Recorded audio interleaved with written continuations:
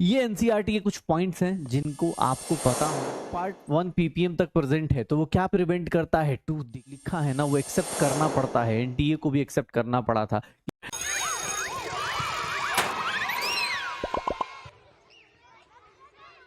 ये एनसीईआरटी के कुछ पॉइंट्स हैं जिनको आपको पता होना चाहिए। क्यों? क्योंकि सर ऐसा नहीं आपको पीपीएम का मीनिंग नहीं बताया मैंने, पीपीएम का मीनिंग पता है, लेकिन एनसीईआरटी में ये चीज गिवन थी, इसीलिए ये देख लो 1 पार्ट्स पर million in water fluoride ion अगर 1 पार्ट 1 पीपीएम तक प्रेजेंट है, तो वो क्या प्रिवेंट करता है, टूथ डिके को। अब ये चीज ना आपको सिर्फ और सिर्फ एनसीईआरटी में मिलेगी।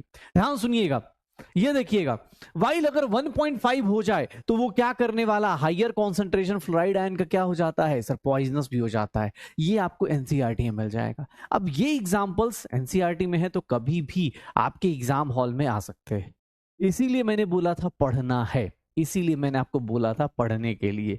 होमवर्क जब दिया जा रहा है बेटा, अभी जब शुरुआत है ना, देखो जर्नी जब शुरू हुई है, ज्यादा टाइम नहीं हुआ, 2 से 3 हफ्ते होने वाले हैं, तीसरा हफ्ता चल रहा है हम लोगों का। तो जब जर्नी चल रही है ना, तो सर उसको एंजॉय कीजिए, उस प्रोसेस को एंजॉय करिए, ठीक है ना। अगले साल होगा वो अच्छा ही होगा यहाँ पर। लेकिन ये छोटी छोटी चीजें जिन लोगों ने एनसीईआरटी पढ़ी हो, प्लीज इसको हाईलाइट कीजिएगा। ये सब सिर्फ और सिर्फ सकता है, और इसके आने के चांसेस ज्यादा हैं, क्योंकि अब इस साल अभी रियलाइज भी हुआ था, एनसीईआरटी में जो लिखा है ना वो एक्सेप्ट करना पड़ता है। एनटीए को भी एक्सेप्ट करना पड़ा था कि एटम वाले क्वेश्चन में, तो इसीलिए पढ़ना था।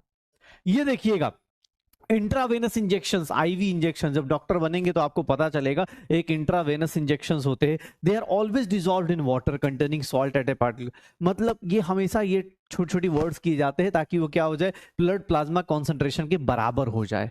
आईवी इंजेक्शंस को हम लोग हमेशा कॉन्सेंट्रेशन ऐसे गवर्नमेंट मतलब डॉक्टर्स करते हैं ताकि वो किसके बराबर हो जाए, ब्लड प्लाज्मा कॉन्सेंट्रेशन के बराबर। ये देख लीजिएगा, मास परसेंटेज की बात कर रहा हूं। मास परसेंटेज कहाँ यूज होता है जनरली, जैसे कॉमर्शियल कॉम्प्लेक्स में। यहां पर क्या होता है, ब्लीचिंग सॉल्यूशन में कितना मास है, किसका मास है, सोडियम हाइपोक्लोराइड का कितना मास परसेंट है, 3.62 मास परसेंट है, 3.62 मास परसेंट है। तो ये ध्यान रखिएगा, जब भी आपको क्वेश्चंस मिलेंगे, जब भी आपको क्वेश्चंस मिलेंगे, हाँ जब भी आपको क्वेश्चंस मिलेंगे तो ये देख लेना, जब भी हमसे मिले ये देख लो, मास परसेंटेज हो, आईवी इंजेक्शंस हो, 1 पीपीएम फ्लोराइड आयन हो, ये स्टेटमेंट बेस्ड क्वेश्चन आपको एनसीईआरटी के अंदर ही मिलेंगे।